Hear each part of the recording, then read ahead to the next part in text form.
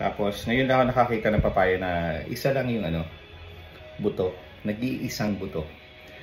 Breakfast tayo with coffee. Happy weekend, everybody. Sa mga nagbabalak dyan, magpakasal na. Kasi siguro, matagal na silang magjowa. O nararamdaman nila na ayaw na nila pakawalan yung isa't isa. Bigyan ko kayo ng isang tip. Kasi ako, I've been in and out of relationships. I was once married.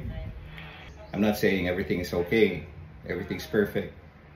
Iba po yung magjowa pa lang kayo. At iba po yung magkasama na kayo sa isang bubong. So, good luck sa magpapakasal dyan. Pag-usapan nyo to ng jowa nyo. Pag-usapan nyo to ng fiancé nyo. Isang tanong lang na dapat masagot nyo pareho. O masagot nyo together. Okay? How are you going to fix things if they turn bad? Okay, yun ang tanong ko. Sagutin nyo yan, bawat isa sa inyo. Sagutin nyo yan individually and sagutin nyo yan together. Paano nyo aayusin ang mga bagay-bagay pag hindi maayos o maganda ang takbo? Pag magkasama na kayo. Yun lang po. How are you going to fix things if they turn out bad? Really bad. Okay?